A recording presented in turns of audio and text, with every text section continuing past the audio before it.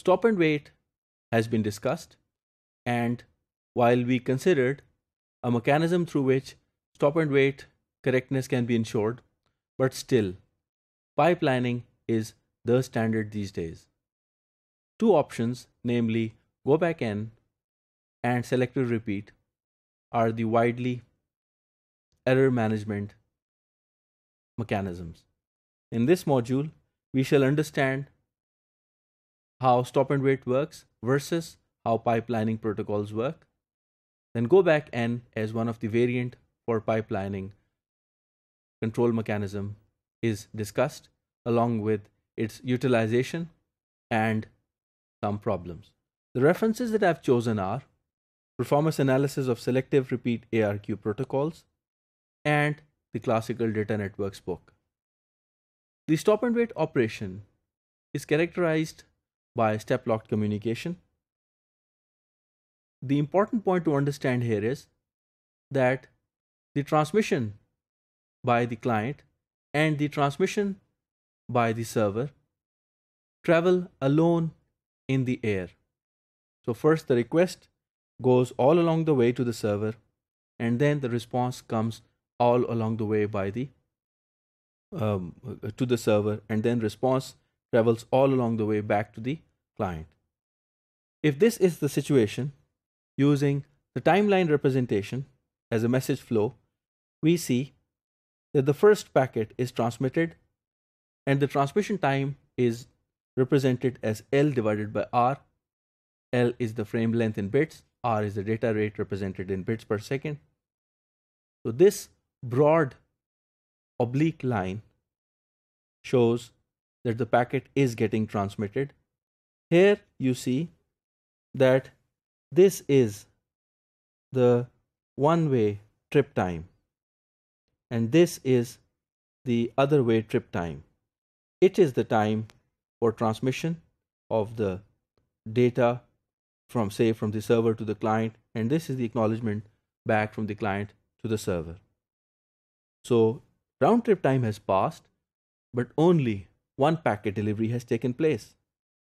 This seemingly is a very inefficient mechanism, because if you were to consider 1 gigabits per second link and the round trip time is 30 milliseconds, the frame length is 1 kilobytes, the utilization is hardly this much. That is, in terms of percentage, we'll say 0.027%. We can also look at another level, that is, if the round trip time is 30 milliseconds, 1 kilobyte packet is transmitted every 30 milliseconds, and we're hardly achieving 33 kilobytes per second, whereas the link could afford 1 gigabits per second on the channel. Go back N under no loss is pipelining protocol at its best. What we see here is that instead of transmitting just one packet, we are transmitting 3, with 3 packets going back to back, while the first packet already has reached, the 2 packets are on the way. So when first packet reaches, the acknowledgement is sent back. From the sender perspective, the receiver has been actively engaged and receiver has already acknowledged. So while the first packet acknowledgement is on the way, the packets from the sender to the client to the receiver are still being sent. This means that the utilization has tremendously improved, because now the overall air interface or the communication channel is being utilized more effectively.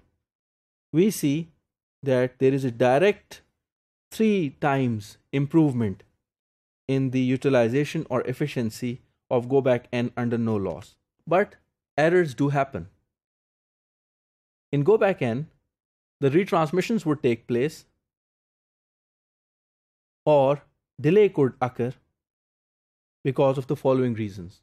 Either the transmissions in the forward direction have erred, or there has been an error in the reverse direction, or another implication that we shall discuss shortly, that the sender is sending many packets back to back which are shorter in size, and the receiver is also generating acknowledgements or piggybacking its acknowledgements with the data packets, which are much longer. As an example, let's see. We have the sender node and we have the receiver node. The sender node is sending packets sequence number from 0 to 6 in a single go, in a single window. Let's see that the receiver is generating the acknowledgements, but these acknowledgements, say, are coming in very large sized frames. What happens is, while the transmission is still on for frame number 1, 2, 3, 4, 5, and 6, the acknowledgement for frame number 1 that is included in here, because this is 0, this is 1, 2, and 3 here.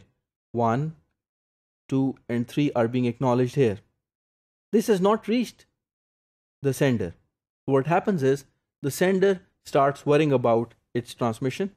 Formally speaking, if we say that the acknowledgement for packet 1 does not arrive at the sending side, while packet 6 has already been transmitted, this would cause retransmission of packets. Mathematically, this expression is from data networks, that if the frame is not acknowledged by the time the window is exhausted, it can be represented as 1 plus n times 2 to the power minus n, where n is the maximum window size. Here n is equal to 7.